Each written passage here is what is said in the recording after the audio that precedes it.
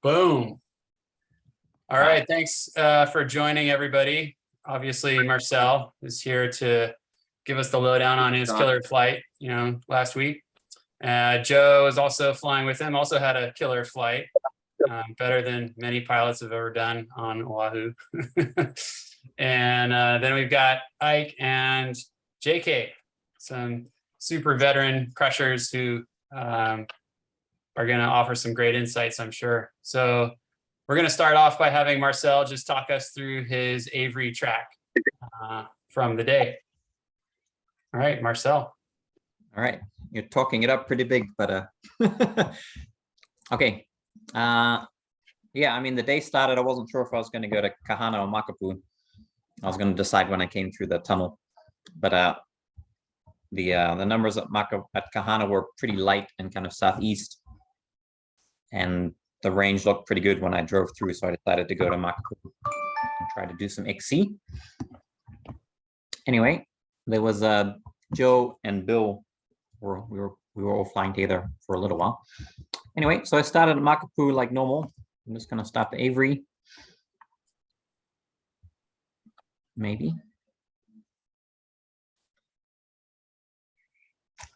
I took off from Juice. So it was like pretty easy to climb up, as you can see. And I think when I got to the corner before I went around, I was probably at maybe like 2000-ish. Wind was like sort of moderate, not too strong.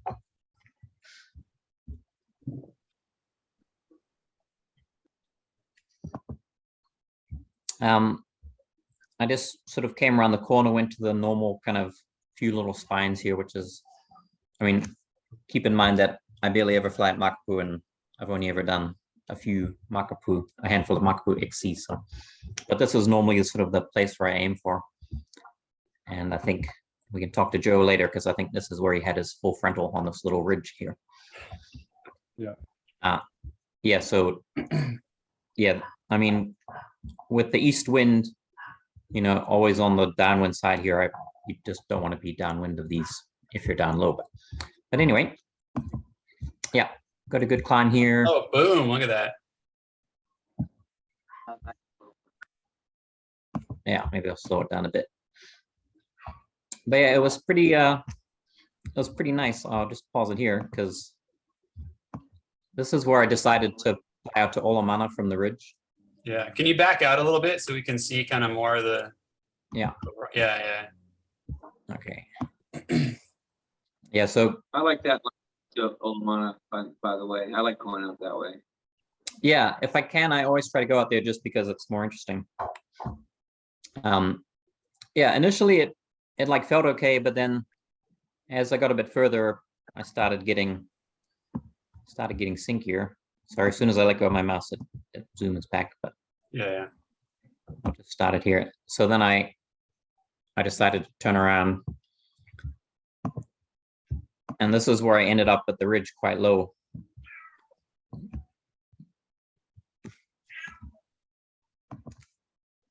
So I kind of snuck back.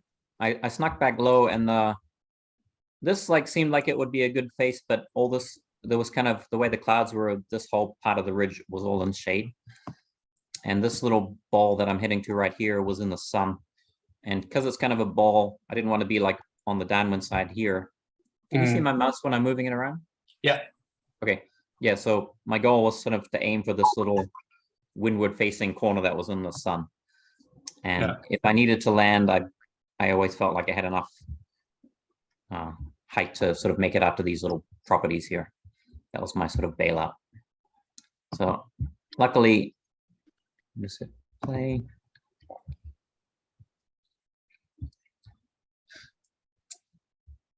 Yeah, so it was quite low, but I had a pretty decent thermal right here. Can you pull up your like the stats that show your speed and altitude and stuff? Yeah. Do you guys see all your own faces on the right side of the screen? Yeah, but where the stats would be, there's just a gray box right now. Okay, hold on. Let me see if I can. Maybe it just doesn't include that. Oh no, I can move. I just had to move you guys over. There you go. Can you see that? Oh yeah, perfect. Tech Yeah. fucking genius. Yeah. So anyway, I got lucky here. That was my first sort of low save. I got this nice thermal out from that little spot.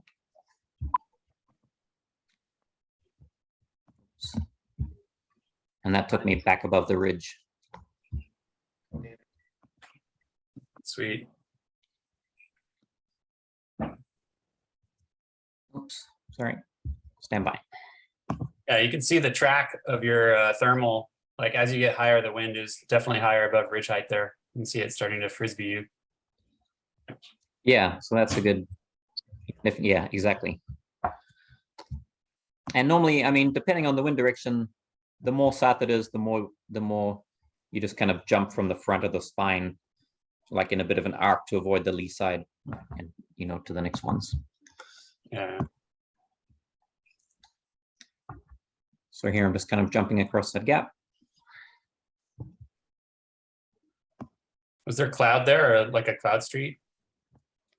The clouds were kind of, they were really nice. None of them were tall, and they were pretty high, like 3,000 to 4,000, depending on the area.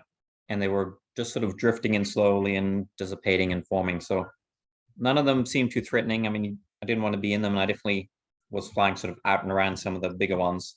But then, you know, a couple of minutes later, they would just be disappeared, and it'd be sort of clear again.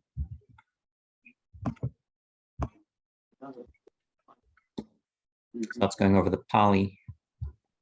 I can't see that.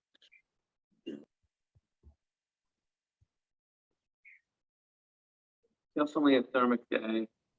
Yeah, it was thermic, but it didn't feel like too scary. Like always, kind of the strongest climbs that I've got, at least flying at Makapu'u, is when I first go around that first corner, you know, heading to those first few spines. That's sometimes I find the roughest ones. I don't know if it's because it's like greener out.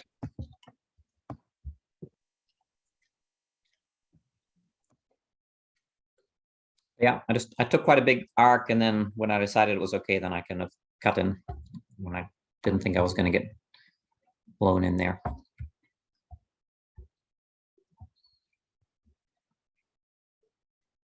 Yeah, there was quite good lift sort of away from the ridge on this day, and there was sort of clouds forming out, you know, halfway between the coast and the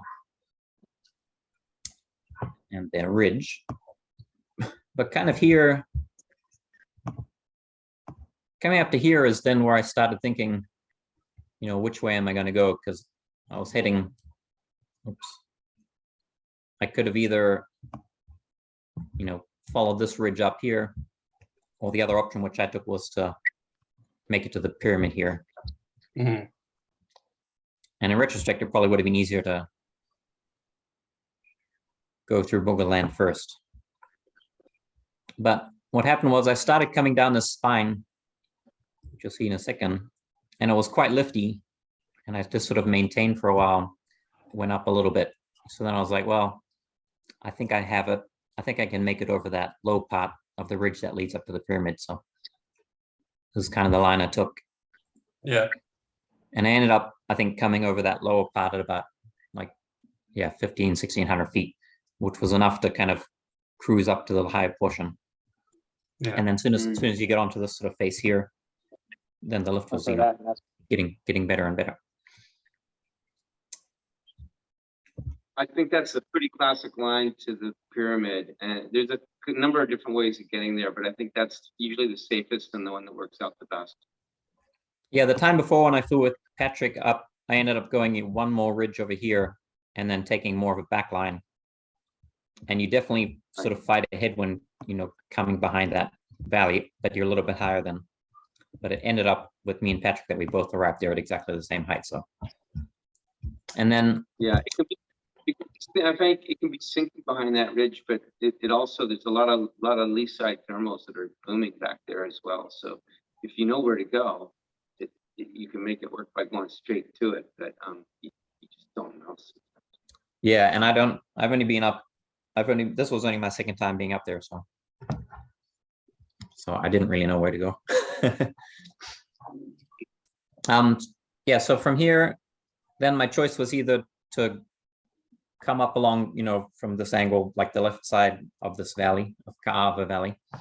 The wind at the, like right now is sort of just south of east. Only other option was to come around the outside of the Punalu'u Ridge. And I was actually Can you planning show on us going, yeah, go ahead. where you think it was blowing from down that, on that angle, on that scene? Where do you Oh, yeah. think the wind was? When you're at the pyramid, how did Oh, yeah. you envision wind? Oh, okay. Well, I mean, at the pyramid, the wind was kind of blowing like straight in like this. Yeah. So, Okay. if that makes sense. Well, that's kind of where I felt it. And I don't know if it, it kind of is funneling in and it might be different from the apparent wind, but yeah, maybe even like, yeah, kind of almost from like the Marine Corps space kind of direction where it felt like. Really? Yeah. Wow. I don't ever flown out there with the wind like that. Yeah, and kind of looking at the pretty track, you can see it's kind of definitely going in that kind of direction a little bit. I mean, although like at the front it was like that, but at the above the point here, then it wasn't drifting so much. But I think it's getting a little influence from the other way. Yeah. But yeah, I was planning on actually going. I was planning on going up the valley, but then there was a nice cloud street that went out towards like that little pond. Mhm. And so I actually was climbing all the way here until like over 3,000, like 3,500 there. So then I had so much height, I just kept going around the outside. And then I ended up, yeah, these next ones, I ended up just getting thermals and then sort of hopping straight from the middle. Look at the drift on that thermal there. Look how east it is. That's crazy. It's super, but not very strong. Yeah. Yeah, not too strong. That's why I felt comfortable as I was climbing up and sort of drifting in thermal just to go straight behind Punalu'u Ridge, because normally I wouldn't want to be straight downwind, but I had pretty good height and it wasn't too strong. So, and then this section over these two ridges was just sort of like maintaining, almost lifting. So then I just sort of kept going pretty straight. And then I did the exact same thing at the back of Kahana, I just in like mark fashion. See, that thermal's pretty. That's almost kind of, straight up. Yeah. Yeah, the higher I got, the more it was drifting. Yeah. The more like the wind, and so I just jumped straight across. And then it was almost like totally clear at the back here. There were a couple little clouds hanging around, but it was really nice lift, and it seemed like there was just good lift everywhere. So, oops. Oh, sorry. Beep, beep, burp, burp. Meow, meow. Okay. I wanted to turn the view around. Well, that's a good view of like Oh yeah. no man's land up there. You're high though. Yeah, so I'm right around like 3,000, but the Not ridge that high back here, there. Yeah. yeah, the ridge back here is like almost 3,000 as well. So, okay, so this was an interesting point. So when I was coming down like the ridge here before I turned out here, I had a bit of a tailwind because the wind was like funneling down from oceanside.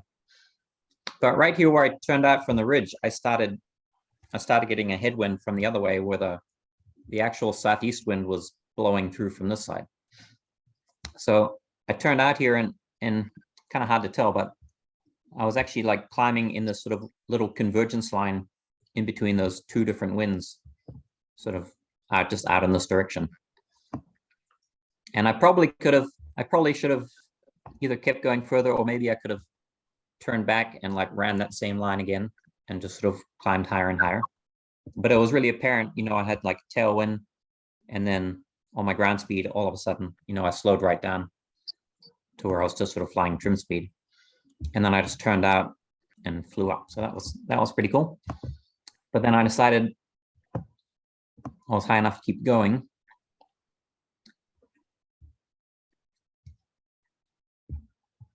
So this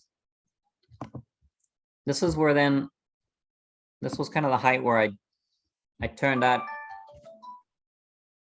And the only other real obstacle to get out of here is to clear this sort of ridge which connects to the back of the pyramid. And because the wind coming from here was like was really east, so I didn't want to follow this like ridge around because it's kind of low and then it climbs up, and I didn't want to end up, you know, on the lee side of this peak here as the wind was coming around the corner and over the top. So this is why I turned out and I kind of aimed more for this low spot. And the plan was to, you know, clear the low spot and then cut back in on the windward facing side here. But then, oops. We'll slow it down. So this was probably like the sketchiest part of the flight because oops. Airbnb there, is that? Yeah.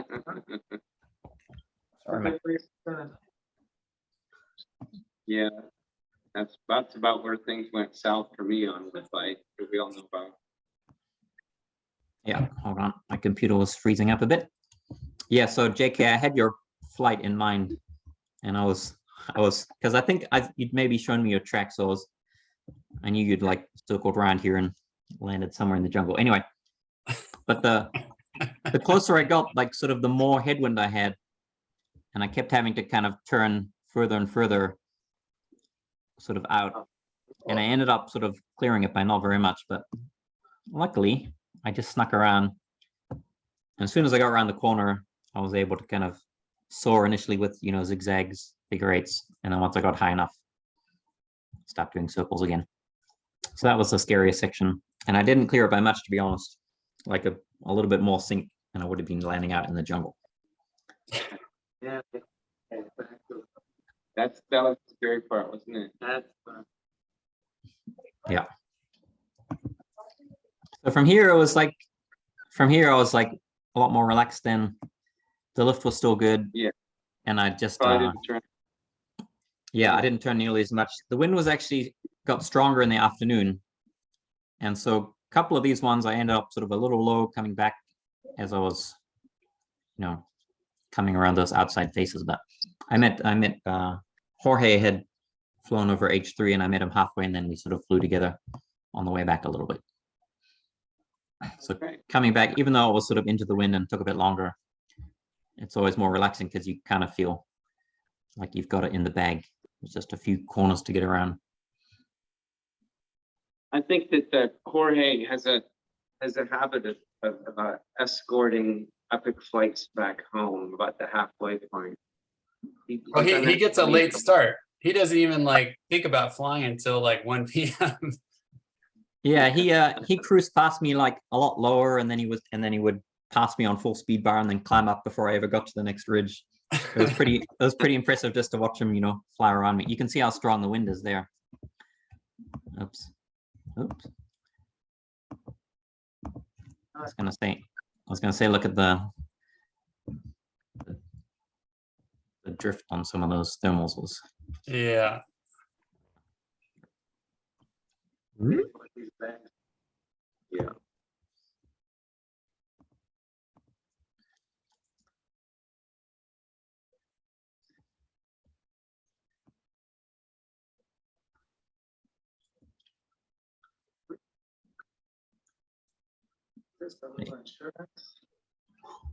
Yeah.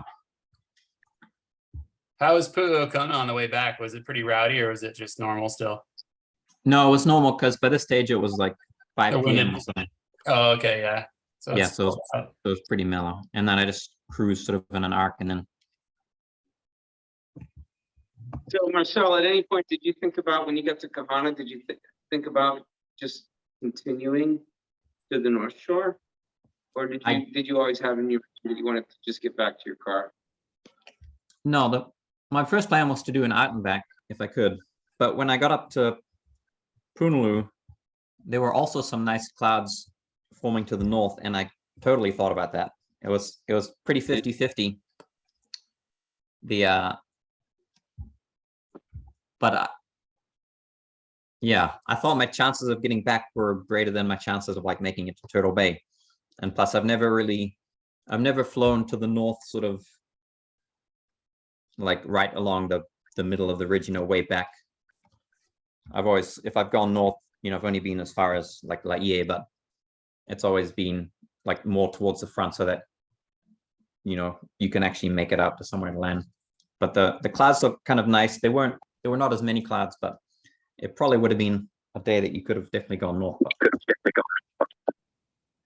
It's nice to come back to your company. There's Yeah, and get more big miles and back. Yeah. Well, there's a chance that you could have, you know, gotten the state record if you'd have kept going because you had a day. Yeah, I think you had a day for it.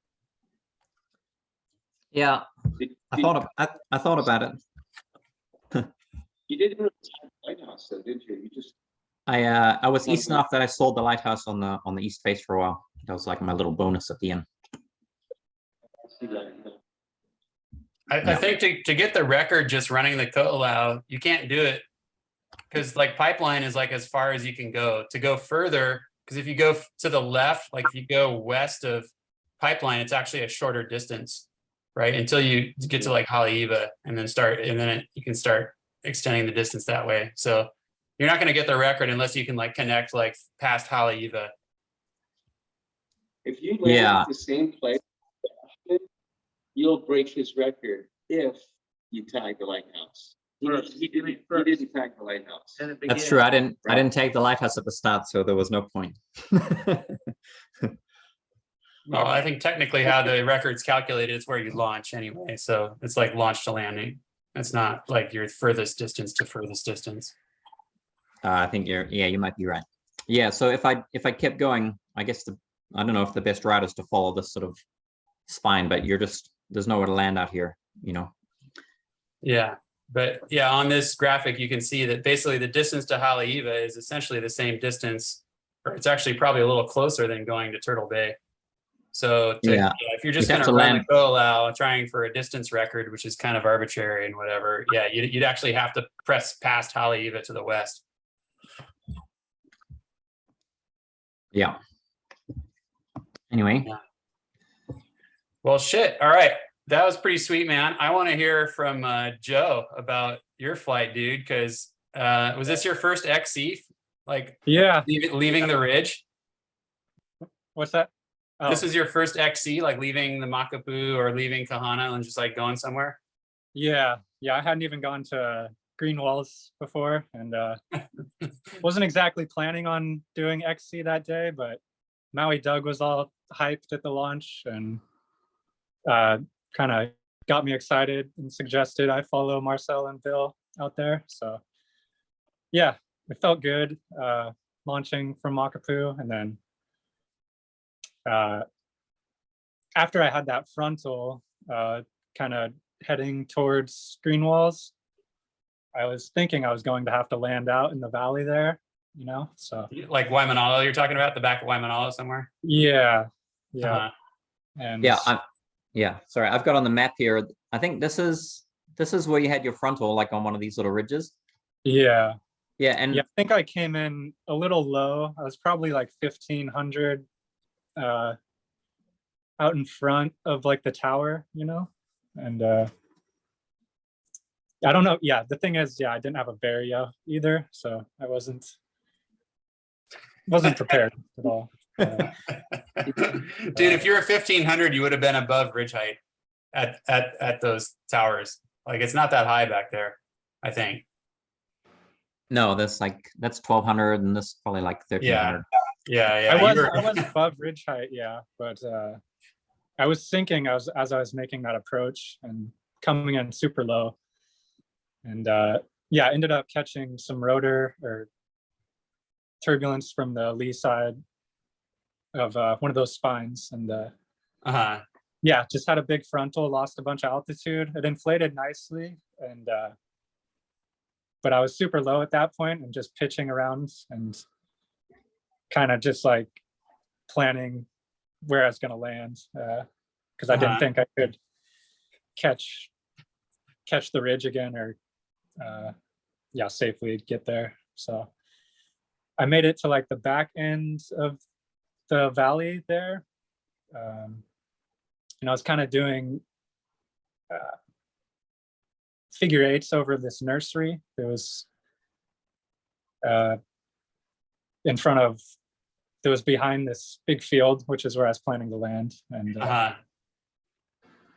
yeah, I was there for a while, for, you know, probably like 10 minutes, just hovering and kind of doing figure eights, trying to see which field might have the least amount of turbulence. And eventually I started climbing. And this nursery had a bunch of like black landscape fabric under their plants. So it was a big open plot of land. And I think that's where the thermal kind of generated. And yeah, I started climbing, just doing figure eights, started doing 360s and started really climbing high, and was able to get about 3/4 of the way up the ridge and kind of make my approach over the power lines and get over those safely. Oh, yeah, so from this all happened on the east side of the power lines? Like you getting low and then climbing up again? Like on the Makapu'u side of the power lines? Yeah. Wow. Yeah, and luckily I had radio, and Yeah. Marcel pointed those out to me, which I didn't see initially, and I was pretty low, but yeah, that's something I'm glad I had radio. Marcel pointed that out for me, and then yeah, it was just, yeah, got lucky with that thermal, honestly, and Yeah, for sure. But was you able to stayed in climb. it, and then you make it to the corner at Pu'okona, and then what? Can you see Marcel at that point still? Yeah, he's probably above like Mount Olympus at that point, making Yeah, his because way. he had dicked around with that out and back to like the failed attempt to Olamana, the retreat, and then he got low. Yeah. It took him a little while to get going again. Yeah, yeah. When he was like at Olamana, I was in the valley, kind of heading that way, looking to land. And yeah, he was low too, but I saw where he went to climb, and I tried to follow him and wasn't having the same success. So yeah, I went out to that nursery and kind of yeah, just started climbing out there. And, Yeah, so you're high again at Pu'okona, right? And then you kept like, where'd you finally make it to? You made a long ways, yeah. like where'd I land, or Yeah. Kahalu'u. Oh shit! So like, that's a long ways, dude. Yeah, I mean, Yeah, it was once crazy. once I got out past Greenwells and was above the ridge, I was super stoked, and like it was pretty much smooth sailing from there, but a lot of active flying for me. And, yeah, like a great learning experience for me. It was challenging, and yeah, So, really. so you're like bopping from like east face to east face, basically. Are you like soaring? Are you thermaling? Are you doing 360s? Like, what are you doing? Yeah, I caught a good thermal like on the north side of the poly, and worked that for a while, and then I was able to come in pretty high, like above Haiku stairs in the H3. But yeah, mostly it felt like I was catching the ridge lift pretty well and staying up from that. But And yeah, did you finally just throw in the towel, or were you like genuinely like, oh man, I can't stay up anymore, I have to land? so yeah, after the H3, I was in a cloud, and I was for a good amount of time. Probably it felt like, I don't know, maybe 3 minutes or so. Do you have a compass? And for the FAA people listening, he means like near a cloud, not in the cloud. Right. Yeah. Yeah, I got caught near a cloud, and yeah, I lost sight of Marcel. And as I got my sight again, I was sinking quite a bit, and pretty close to entering the lee side near Kahalu'u. And yeah, like out there, right there where the cursor is. And yeah, I was working that kind of spine right there, trying to get back up to a good height. And yeah, it wasn't working great for me. And I've never done boogas or the crossing Kahana Bay, so sort of unfamiliar with the terrain back there. And from what I saw, there wasn't too many bailout opportunities as opposed to Kahalu'u. Yeah, that's the last good one. Like after you pass hygienics, then you get like to Maui Doug's kiting beach right there at Waihole, right? And then it's a little trickier after that. Well, sweet, dude. That's pretty killer to put together a nice XC like that for your first one. That's pretty wild with no vario, right? So you don't have any ground speed. You have like no clue like what your speed is. Yeah. You don't have a bip or nothing. You don't have a compass. You do have a compass or no? Oh, you muted, Joe. You muted somehow. Yeah, I lost connection or something there for a second. So do you just have like an iPhone or something? Like, do you have any kind of like gear, like instrument at all when you're on this flight? No, not when I was on the flight. No, just radio. I had my phone charged with me, but That's yeah. awesome. That's so cool. I have fly sky high, but I haven't used it, and I have a vario coming now in the mail. So yeah, I'm excited to have a vario and a track log coming, because that would have been super helpful to see when I'm actually climbing well, and my ground speed, and my Yeah, for sure. Well, good job getting out there and my glide and everything.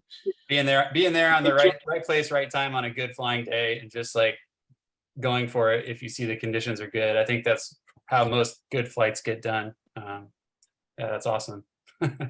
Yeah, it's super fun learning experience, and yeah, it felt good. It was a great day. Yeah, sweet. All right, let's open up the floor. I've got a bunch of questions for Marcel. JK, Ike, do you guys have anything you wanna drill down into about the flight? Can you guys hear me? Yes. I think you're muted. I don't think we're going through it. Nobody's hearing us. No, we can hear you, but it sounds like you're really far from the phone. How about now? Can you hear me now? Yeah. Perfect. Okay, Joe, what did you learn on your flight? You said it was a good learning experience, but what were the biggest takeaways for you? Learning how to like climb in thermals, and just active flying, and being like hyper focused during the flight, and trying to read the terrain and find out by feel, where the best lift could be. And yeah, just it felt good to catch that thermal super low and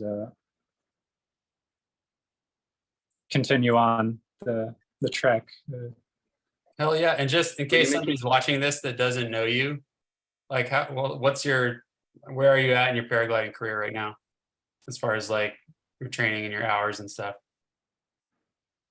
I'm like 3.5 months into my P2. I have my P2, and I have about 80 flights right now. About 40 flights out here on Oahu. Nice. Was this your first time flying in like pretty active air where the glider's like jumping around above you and you're having to like catch it when it's starting to shoot and all that kind of stuff? Yeah. Yeah, it's my Okay. first full frontal collapse, downwind, and yeah, that was good to feel that out and have it reinflate and sort of, yeah, just experience the feel of that. And Nice, dude. Good job. I look forward to flying with you in the future, especially once you get your vario and stuff. You're gonna be unstoppable. Yeah, that's super cool.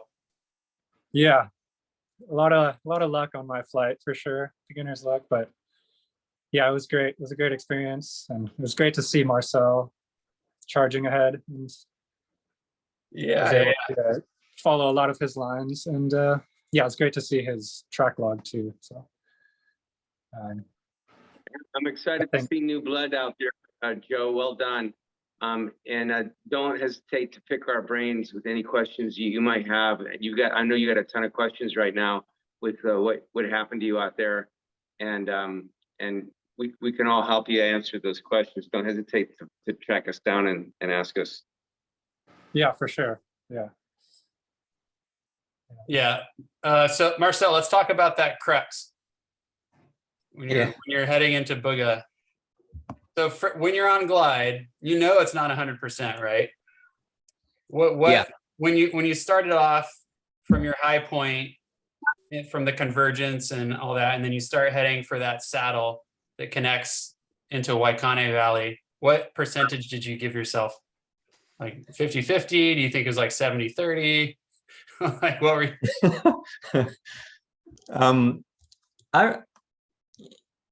When I first started, I think if you can see still my screen, I think I left like around here, or maybe from this point. So it was like from here to here. That second little spine. Yeah, there's like two spines right next to each other. I think it was the southeasterly one. Yeah, because yeah. I think I gave myself like 70-30, maybe 80-20. I was definitely, well, when I first left the ridge, I was fairly confident. And then as I, came down this way and I started to get like a stronger headwind and stronger sink, then I started contemplating my life choices. So were you what kind of bailouts were you eyeballing down in deepest Booga? And just for the viewer, what you can't see on the Google Earth is that the bottom of that like box canyon, essentially, it's like this, three-sided valley with like 100-foot plus albizia trees, which are like a nightmare. It's like basically like a wall of foliage that you would get hung up in, but not fall all the way through. So you'd be dangling like 100 feet off the ground if you came down into those things. And then there's some like up on the steeper ridges, there's like a bunch of like guava and there's some ferns and smaller trees. But it's not like a picnic for sure. Like if you're looking down there on like where you're going to set your landing up. So did you have a spot on the ridge, like eyeballed, like where you would bail to if you didn't make it through that saddle? I actually didn't know those trees were 100 foot tall, so I'm really glad I didn't know that.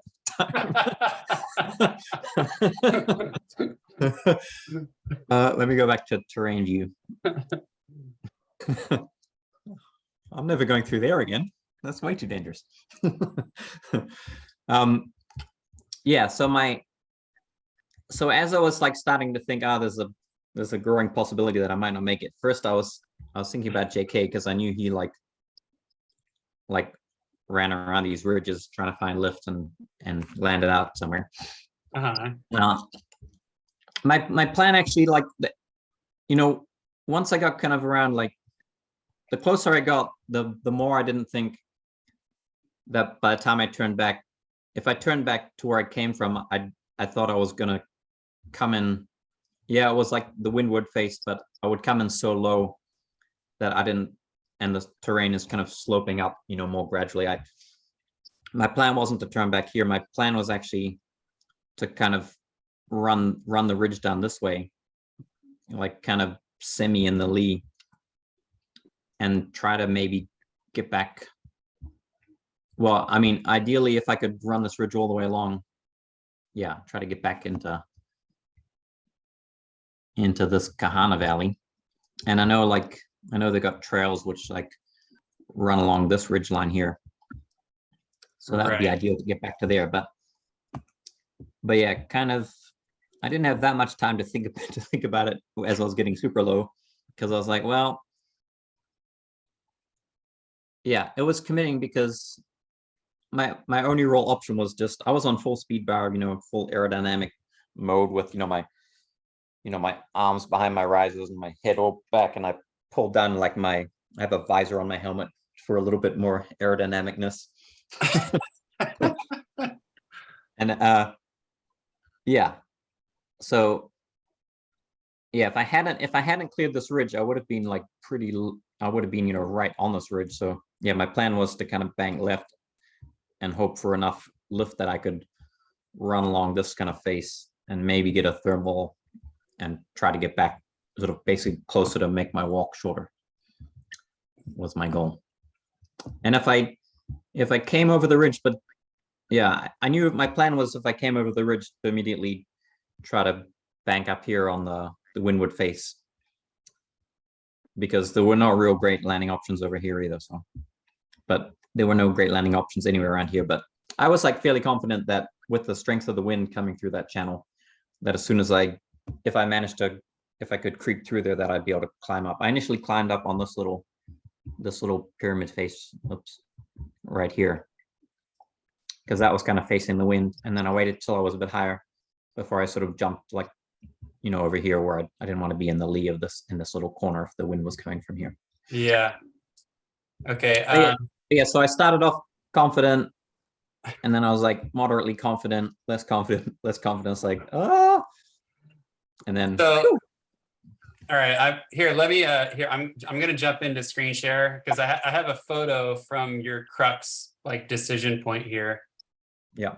That I think might shed some perspective on the seriousness of your scenario.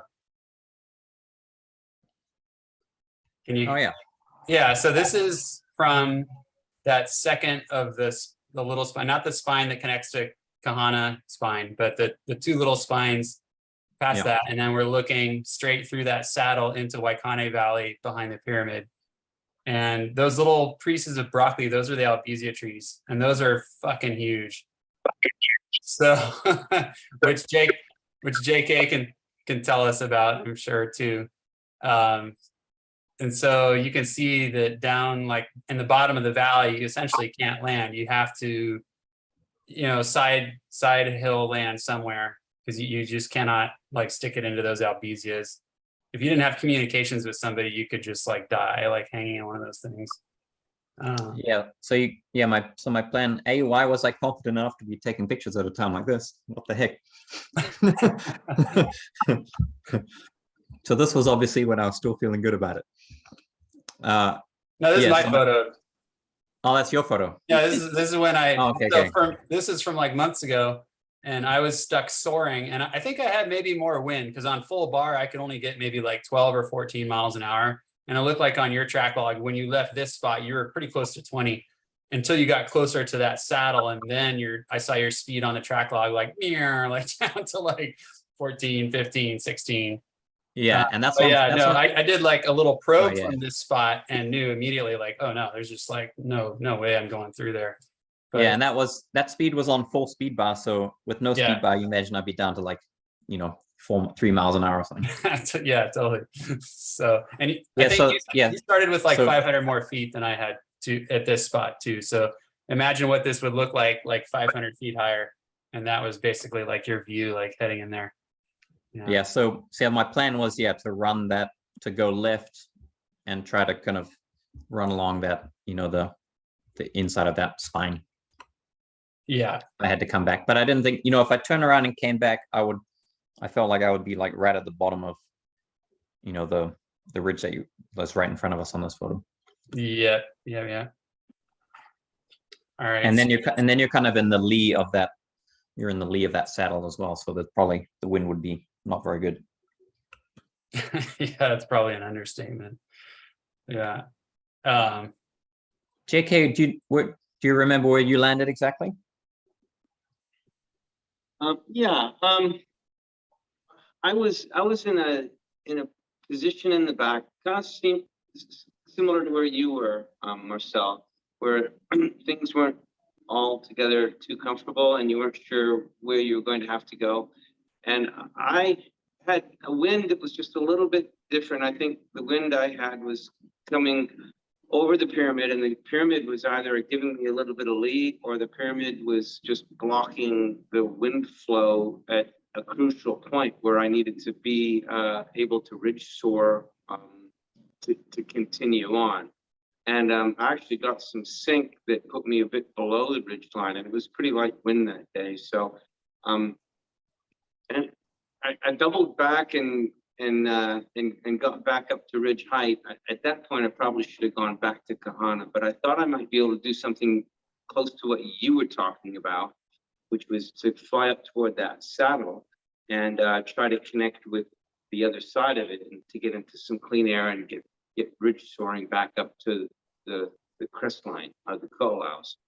But what I ended up doing, if you look at this picture that Patrick has up here, you'll see the pyramid, and you'll see a ridge line that comes down to another ridge line that's between the back range and Kahana. You see that? This thing? No? Nope. Yeah, that thing. This thing. No. Go to the pyramid. There you go. And gently follow down that ridge line until it meets another ridge line. So I got to the windward side of that. This thing. We're on the lee of that right now. But I was on the windward side of that. Oh, okay. So you were on the other side of the ridge, like to the left, the one that, yeah. Oh, you're No, over it's here not. somewhere. Yes, right. And I was Oh, so stuck you on were that like in ridge. Kahana. Yeah, I was, right. I was stuck on that ridge for 20 minutes trying to figure out how the hell I was going to get out of there. And I couldn't get high enough to get over to the pyramid side. I couldn't get high enough to push forward or over to the Kahana ridge, which is off to the left. All I could do was get to that ridge line and then take the tailwind or take the wind downwind and connect to the back ridge and try to ridge soar up the back ridge of the Kahalu'u, which is essentially where we're looking at from this picture, this angle. You know what I'm saying? So you were on the windward side of this guy here. So you're basically in the very, very, very back of Kahana. Yes, I managed to make it to that. Oh I my was God. trying to get to the other pyramid. I was trying to connect to the other side of the pyramid because the pyramid was screwing up my flight. And it was either giving me lee or it was giving me a wind shadow. And I just wanted to push to the other side of the pyramid. So I thought if I could get to that ridge and work my way to the right and I could get So your plan is to then like soar up here until you're like on the front, on the Kahalu'u side of the pyramid where it's all good. I was trying to get to the back. I was trying to basically backdoor the pyramid. Yeah. And what I did to myself was I put myself on that ridge and I was stuck. I couldn't get high enough. I got no thermal action. I could ridge soar it, but only barely above the ridge line. And it just couldn't go anywhere with it. I couldn't get out. So for 20 minutes, I was just like, what am I going to do? What am I going to do? Where am I going to go? And the wind was starting to fade and I was getting lighter. It was the end of the day. It was like 4:30. And then I thought, well, all I can do is just get as high as I can and just turn and run for it and try to connect to the back range and get up back there. But the wind was so light, I don't think there was any lift working unless it was right on the ridge line at the top. Holy shit, dude. So you were like in a better position and then you just tried to escape by crossing Booga, basically. Yeah. That's awesome. You flew into the hellhole that I almost got stuck in. Oh, dude, this story is better than I thought. It was stupid. Anyway, so when I did the turn and run for for the back range, I could see, I mean, I wasn't in sync, I wasn't in lift, it was just like gently descending, and I knew there was nothing back there. All the trees were still, complete. You know how you can see the air flowing along the leaves, and you know there's lift there, and you know you're going to get up. There was nothing. It was just dead air, like your living room. And so I just picked a spot where I could land.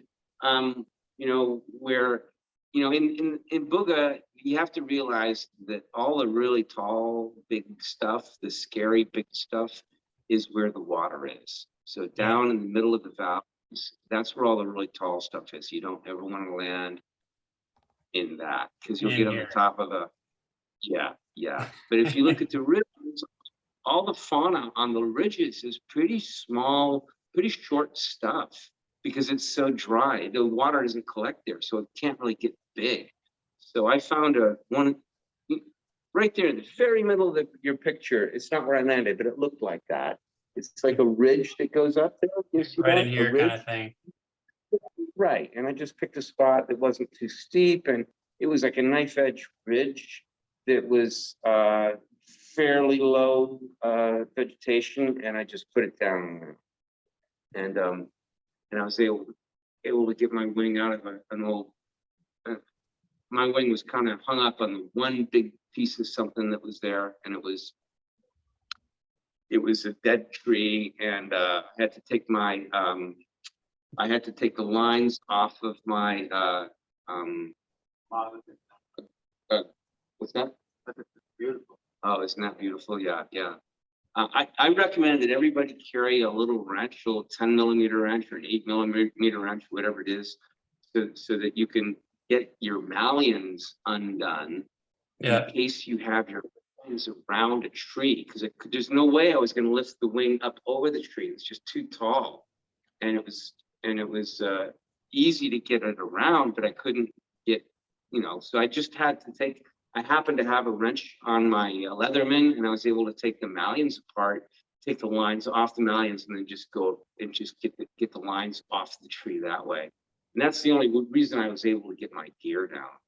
And anyway. How long did it take you to hike out? And did you find a trail, or was it bushwhacking? It was like 4:30, 5 o'clock at night when I started. It took me an hour to get my wing in my bag. And then I slid down the side of that hill, and I found some semblance of a trail, but then it ended, and there were pig trails, and those were dead ends. And then eventually I found myself in a place where there were trees and muddy ground, and it was just getting black. I couldn't see anymore. So I had to sleep in my harness till it got light in the morning. And then I got up at first light, and I made it to the Kahalu'u Beach Park by noon. When you say you slept in your harness, you've been hiking for a while, so you rigged your harness like hanging from something to sleep in? Yeah, I had a strap that I used to secure my, a wing strap with Velcro. Yeah. And I used that on a carabiner, and I had a belt, and I used my belt to secure the other carabiner to a tree that was kind of growing horizontally. And it was about, I don't know, my harness was about 2 feet off the ground. I was able to stay dry and get some sleep in the harness. And get away from the pigs. Yeah.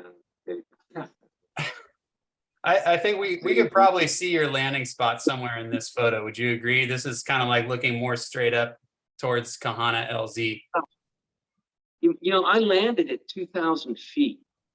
The elevation was 2,000 feet where I landed. So maybe it was like over here or like over here. Yeah, something like that. Yeah. Wow. And then followed the streams and worked my way until I found an actual trail, and then I just walked out on the trail. So you probably came out like the bottom of Booga, right? Like following the watershed out here. And then you stayed low, right? You didn't connect to the trail up here, right? You just, Didn't. I thought about climbing up to the trail, but it just looked like the path of least resistance was along the water route. yeah. So you But finally kick out into Yeah. the neighborhood here. That's right. That's right. And you'd be surprised at there's a trail that follows the river, and there's some swim holes and some ropes hanging from trees, and stuff there's some stuff back there. And actually, right close to where I landed initially, it was a short walk to a concrete structure that was there to collect water of some kind. It was like part of the watershed thing. So there were some signs of humans back there, but very scant, mostly just big trails. Yeah. Wow. If I date, I could create. I can't remember what the date was on that. I'm trying to figure out what the date was, and then I could harvest the IGC from that. Alex will know the date. We should just call him right now. I invited him to the call, but I think he might be traveling right now. Oh yeah, I think he's having a romantic week with his honey in Seattle. That shouldn't prevent him from getting on a Zoom call about paragliding. So there's got to be some other reason. Not much excuse there. Oh Yeah. man. Well, I did find one track log that was interesting. I did an out back from Makapu'u to Kahana in 2015. And I looked at that track log, and it was very erratic. It's before I had any refinement in how to fly the call-outs. It was almost like I was a visitor, just on a good day and just bopping around. And I mean, it's an extremely erratic flight, but it worked. And I just looked at that one earlier tonight, and that was really interesting. But it's nothing like I would. It doesn't even approach how I would fly the Kahalu'u now. But back then, I didn't know any better. I didn't know what I was doing, and it just flew wherever, and it connected. And I think that goes to show me that there's a lot of different ways you can fly back there. There's a lot of different things that you can do to connect the dots to make it work on a good day. Maybe on a not so good day, you have to use, the better known, more refined routes, but you can get away with a lot of shit out there and be successful. and that's the message we want to leave our progressing pilots with. Not so. Okay, from that note, what, JK, you've seen a lot of people just fuck all kinds of things up and just wind up in gnarly situations in the Kahalu'u. So what are a couple rules of thumb for being able to push your limits, but do so and leave some margin and be kind of safe about it? Are you asking me? Yeah. Yeah. First thing is, don't go back there if it's too strong. If you ever need your speed bar to not go backwards, you need to get out of there. You cannot play with these mountains when it's too windy. In fact, it needs to be less than too windy. It needs to be a day where you don't even think about being blown back. If you're thinking about being blown back, you shouldn't be back there. That's the first thing. And then the second thing is, visualizing how the wind is coming in, and obviously the stronger the wind is, the more prevalent this is, but visualize how the wind is coming in and where it's going and what it's doing, so that you can use it to your advantage, and so you can also avoid the lee. Joe, I don't know if you caught the backside of a strong thermal, or if you flew into the lee when you took your claps. I don't know what the circumstances. What it sounds like, maybe you were just in the lee of a thermal. But yeah, you got to be thinking about where the turbulence is, where the lee is, and then when you're flying, if you can get super high, you can go almost anywhere you want. But if you're not getting much above ridge height, then you have to be very careful how you progress along the Kahalu'us, because the Kahalu'us aren't just a big straight wall like green walls. Is a big flat straight wall. You can just fly up and down green walls. But when you start getting the other side of the H3, it's in and out.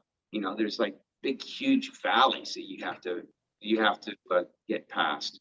And some of those big valleys aren't pointing in the right direction for the wind anymore. In some places, the wind's not really working there, and you're going to get sink. Or in other places, you may actually have some lee. So what I do is I get to those ridges that come out from them, and usually when I try to transition from that point to the other point further north, what I'll do is I'll get as high as I can. Yeah, I'll get as high as I can on that ridge, and I'll fly along that ridge until I stop, until I start sinking, and then I'll make the cut.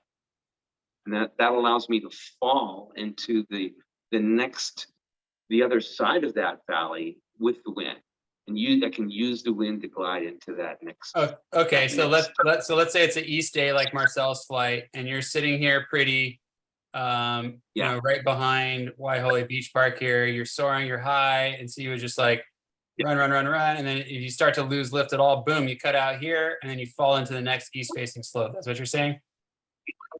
No, what I'll do is I'll take that ridge where you started from right there, Right here. and I'll push out along that ridge, because Oh, that like ridge is out this way. yeah. Oh, gotcha. Okay, Yeah. and then you when you lose your lift, that's when you bail down. Yeah, that's right.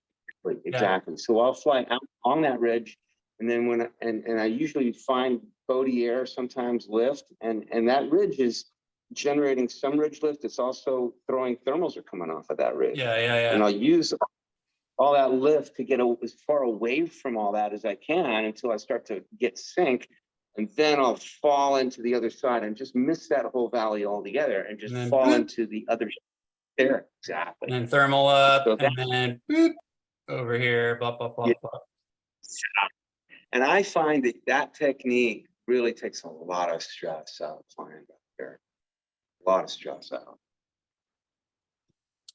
So That's those three.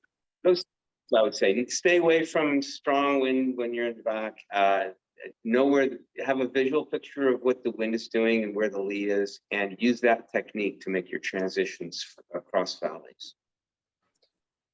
Talk about cloud base, because I feel like I am on the more conservative end of the spectrum when it comes to flying the back range with like a cloud base that's not just like sky high. And I know that you have had great flights with what I like, to me, with my skills, feels like, oh man, that's fucking low base. Like, where am I gonna go? I'm gonna get like sucked up into that thing and then I'm screwed. So like, how would you advise a newer pilot to plan their flights with the cloud base in mind, and what kind of considerations and safety and stuff does having a different cloud base affect how you're going to plan your flight? That's a good question. I mean, I think a lot of times you'll have what you need to fly back there, but the clouds just won't allow it. They'll just be too low. And what's too low? I think that the tops of the coalhouse need to be clear of clouds, and they don't have to be a whole lot higher than that. I mean, higher is better, but if the wind is coming in at a nice steady pace and you've got some cloud to contend with, there are conditions where you can just pick a line that gives you zeros. You know what I'm saying? So if you get too close to the ridge line, you're going up. If you go too far out from the ridge line, you're going down. And if you find that line somewhere between those two, you can actually just fly in zeros there. And if you can do that consistently, you can accept lower clouds on your cross country. And you just have to find that line and don't let things get out of hand. And if they do, just push out. And have you guys heard the 45-degree rule when it comes to clouds? If you're under a cloud and the edge of the cloud bank is 45 degrees up, you're safe, because you can always push out to that line and stay out of that cloud. If the cloud is, if you're deeper into the cloud and you look up and it's like 30 degrees or 20 degrees, you know, then you're not in a good place anymore. now you can't, if you get lift, you're not going to outrun that lift and get out of that cloud before you get sucked into it. So I kind of keep that 45-degree line rule in mind when I'm out there with clouds. Do you guys understand that? Yeah, I think makes it's like sense? your ground speed versus your vertical speed. I think it like, I don't know if it's like a trim speed, like going up at 10 meters a second in the cloud, like you're going to hit a 45-degree angle, I think is what it is. That's exactly it, Marcel. Yeah, if you're thinking of it mathematically, that's exactly what it is. You've got a vertical speed and you've got a horizontal speed. And if your horizontal speed equals your vertical speed, which is a lot of lift, then you will have a 45-degree line. And if you have a 45-degree line from that cloud, then that line will take you into the clear. That's exactly how it works. Yeah, you're moving, So, like for every like 1 foot you move forward, you go 1 foot up. So then you're on a 45-degree angle. that's right. And you can pretty much assume that you're not going to have lift stronger than that. Generally not. So I mean 10 meters per second up, I don't think you're going to see more than that out here, maybe 8 meters per second. So if you can do 8 meters per second horizontally, that's what is that? 60 times 8 is what is that? 64. I don't know. You'd have to do the math, but it just works out to be 45 degrees. If you do the math, you'll realize 45 degrees, assuming that the max lift is around 8 or 10 meters per second. And that's kind of for thermal flying though, right? And so if you have, because there's plenty of times where you could have like it almost looks like stratus cloud, like way away from the ridge top, like way out, almost, like it'll be like half a mile of gray, like a ceiling that stretches out towards the beach. And I've seen you, JK, quite happily just like flying around underneath that, like in your zeros and just like bopping around, having a grand old time. And I think that's probably because on those days there's less thermal development and you're quite confident that you're not going to get just suddenly hoovered up into like a really powerful climb and like pulled up into the cloud. And so you're confident in your ability to regulate your altitude in relation to the cloud with your speed bar and your positioning and all that. Is that fair assessment? I think you're right. Yeah, exactly. If you've got a lot of overcast, generally those clouds are generated by the wind, which is going up the ridge. It's not being generated by thermal. And so if you're not having to deal with thermals and you're just dealing with ridge lift, if the ridge lift is creating those clouds, then generally that ridge lift is something that you can use to choose your lift. Like I said, again, if you're really close to the terrain, then that lift is going to be very strong. And if you're away from the terrain, that lift is going to be less. And you can find a position away from the ridge where you're basically flying in zeros. But if you have thermals, you can't bank on that because you don't know where the thermal is going to be. But if you've just got this layer of clouds being generated by the wind and this orographic lift that's going on, then that's a situation where you can fly a line that gives you the lift that you need to not climb, and then you can confidently fly under those clouds without having the 45-degree rule to contend with. That's true. So I'm going to say that's more like advanced level stuff. And that's something maybe beginner, not beginners, but like pilots who's starting their XC flights should maybe not try to suss out. They should probably stick to those days. Yeah. I think on a day with no clouds, you're going to have thermic activity with no clouds, but you can even on a day with the clouds are high, you can practice that. You can practice flying away from the hill or closer to the hill and find those zeros. But yeah, I mean, it is a bit of a gamble, and you just have to know things are good by feeling them, and sometimes you just have to go with your gut instinct and know that you're not going to get hoovered. But If you're not sure, then just don't play that game. Yeah. And if if you do go into a cloud, everyone needs to know what to do if they go into a cloud, because even if we don't want to, sometimes it happens. And you've got to have a plan. You've got to have some things worked out so that if that happens to you, you can safely get out of it. Because a lot of people get into clouds and don't have a plan, and then they get disoriented, and for one reason or another, and that's when they go over the back. So I think everyone needs to understand what they need to do if they do get into cloud, and how to get out of it. What do you do with that, Patrick? What do you trust your fucking instruments? Because when the first time this happened to me, I was like at Pu'u, like trying to be clever, lining up a cloud street to cross the bay. And then I got like into the cloud. And then all of a sudden I just had this intense certainty that I was going the wrong way and that my instrument was wrong. And so I was going with my instinct where I knew I needed to fly. And then all of a sudden I see my ground speed go to like 40 miles an hour. I'm like, oh, actually, I bet that it's actually accurate. And I'm actually flying downwind. So I set it on 180 and then trusted my instrument and just followed the heading on the instrument and my little magnetic ball compass. And sure enough, my ground speed dropped to like, 10 miles an hour on full bar. And I just kept going that way, to safety until I got out of the cloud.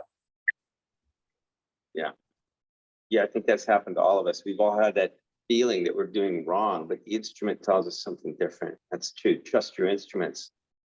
Some say that GPS may not work if you're in thick cloud. The GPS signal can be distorted and it may not give you the best information. I mean, if that's all you've got, you still have to go with it. But I think nothing beats a compass. Just an old school compass, or if all of our phones actually have compasses on them, they're digital compasses, and those work too. Those work well, as long as they have the signal. Yeah. So Yeah, but go ahead. I was gonna say, yeah, I have the little ball compass, and I find I use that a lot. And if I see a cloud coming, and I think there's any possibility that I might be flying through it, I always look at my compass and the direction of the coast, and I'm like, okay, I need to fly east southeast if I get in the cloud. And then it doesn't really matter, because sometimes depending on where your ball compass is, if you have it sitting next to your phone or your vario, it can swing the needle to where it's not actually accurate. But as long as it's in the same place, it doesn't matter, because it's always going to be like off by 30 degrees or whatever it's off by. So you look at the coast or whatever directions away from terrain, and you're like, all right, that's my heading if I get in the cloud. And then you just remember that if you get in the cloud, just keep going in that heading. Yeah, and it seems we've lost JK and Ike for the moment, but keep going. Yeah, and the other thing is, of course, I mean, the best or the easiest technique that we all know is big ears and speed bar, because you're going to descend out of the cloud quicker and you still have forward speed. So that's my go-to move if I get in a cloud, or I'm about to get in the bottom of a cloud and I don't want to be in the bottom of the cloud. And can you hear me still? Yeah. Okay. Just to piggyback on that, Marcel, is I think that when you're on speed, when you're on big ears, you don't really have your toggles steer with very easily, and you don't want them. My rule is, if I'm in cloud, I do not use my brakes at all, because it's possible you could get vertigo, you could use your brakes and get yourself into a spiral, and now you have no idea what's going on. So I do all my turning using weight shift.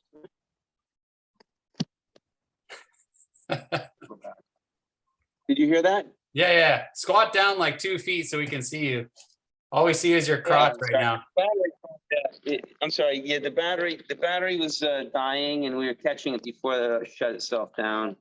So, Okay, there you are. Sorry. Cool. Yes. So I use weight shift only to turn, and I use my compass to to know where to turn, and just nice slow turns. I don't want to use any brake in the cloud, and just keep that heading, and eventually you'll fly out of it. Yeah, those are my rules. And yeah, I do the same thing, Marcel. I see any possibility of a cloud coming in. I look at my compass and I look to see what heading I would need to get to the nearest edge. Yeah, that's what I do too. Yeah. All right. How about weather forecasting? Marcel, you launched like midday, thermal conditions, great. Other people swear by the strategy of going later in the day when kind of the main face of the Kahalu'u is almost going into shade, claiming that it's like the most consistent, best conditions. I'll open up the floor. What do you think? Go early, get the thermals, or go later for like the glass off for like the easiest or most successful flights? It could also depend on your comfort level. I think, later in the afternoon, thermals are gentler and it's kind of nicer to be flying. Midday, you're going to hit those rowdier thermals. Here's another factor. Right now, the sun is actually in the northern sky. So the Kahalu'u is baking right now because we're just after the solstice, right? So because we're in the tropics, there's like, a month or a little more than a month where the sun is actually in the northern sky crossing, from east to west.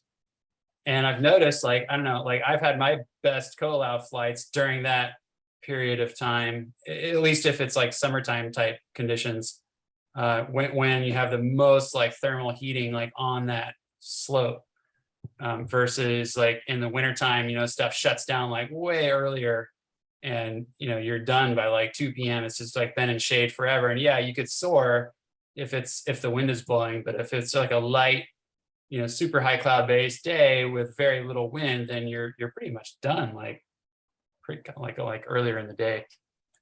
But I again, my sample size is pretty limited. So what do you guys have to say about that?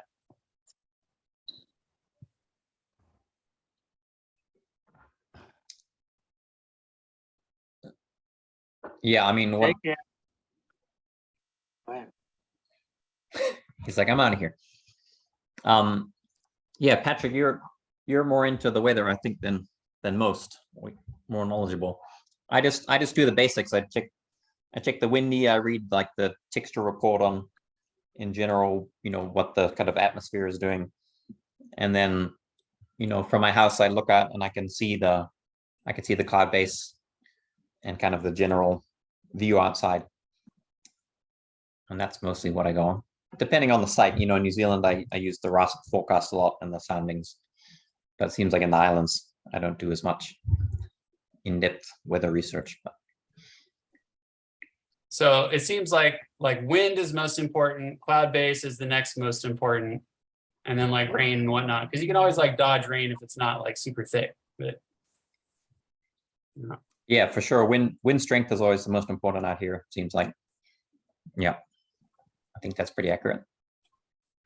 All right, but that being said, there's been like amazing XC in the wintertime and amazing XC in the summertime, but it seems to be more frequent in the wintertime. I would say that we get those like light air days with high cloud base. Would you agree? Yeah, with the lighter days, then you get the thermals and it makes for better XC for sure. Yeah.